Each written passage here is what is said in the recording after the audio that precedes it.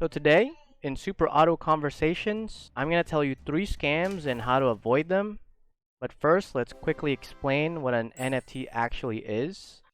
So an NFT is a non-fungible token. That essentially just means that item that has a unique identifier, usually because it's connected to the Ethereum blockchain. So when it's traded in a marketplace such as OpenSea, there is a code, which is the blockchain connected to Ethereum, that shows where the NFT originated, who first sold it, who first bought it. You can follow the whole path of where it's been.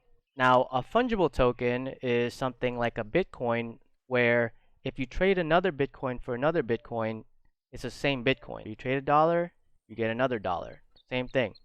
But with an NFT, you get that unique identifier in the marketplace that you're buying it at.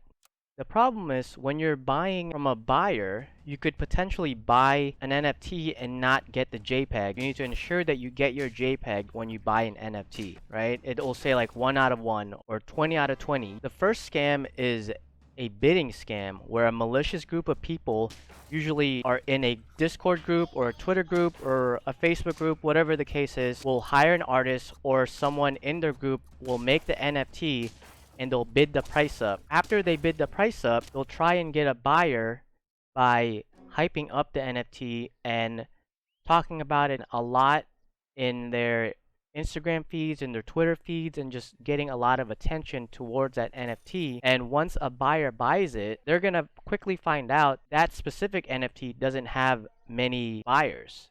Maybe they'll do a really good job and entice enough people to where make that NFT pops off.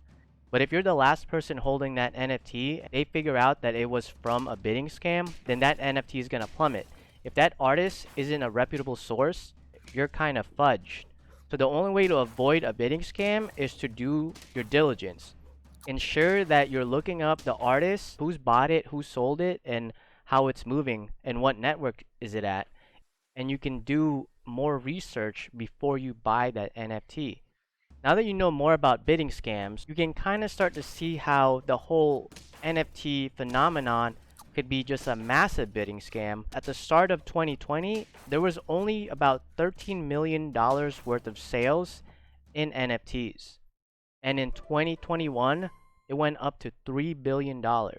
If you happen to be an early adopter to something, no matter what it is, you're gonna do great as long as you get out before it crashes. So if you think you're an early adopter at this moment, which you possibly could still be, and get in, but make sure to get out and just have a plan. That all goes back to doing diligence. If you're gonna get in, just know when to get out.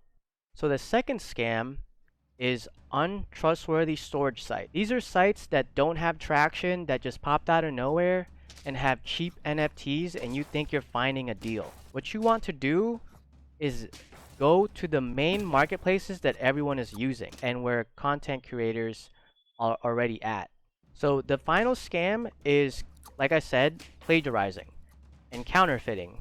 So this is done by actually right-clicking and just stealing the JPEG and re-uploading it to another marketplace and hope that someone didn't do their research. You can take advantage of them not doing their research and essentially just make out like a bandit. You sell them a fake monkey and you get 10 to 15, 20 grand, and they think they're getting a great deal on a monkey. The only way to not get scammed by a counterfeit or a plagiarized content is to do your research. You need to make sure that the blockchain is correct, that you can follow the transactions of who bought it, who sold it, and who created it first. Really, you're on the right step by figuring out what the scams are and how to avoid them. This NFT talk has scared you somewhat. Maybe what you need to do is go into ETF, which are safer and more reliable than NFTs just because they're a proven asset holder. If you want to learn more about that, then click the video that's over here where I go into the basics of ETFs. This has been pretty fun. I'll link some of the stuff that I read down in the description and some of the videos that I watch. And let's see if I win this. I didn't think I was gonna win this at all, but we're getting kind of far. Clearly we're not gonna win this.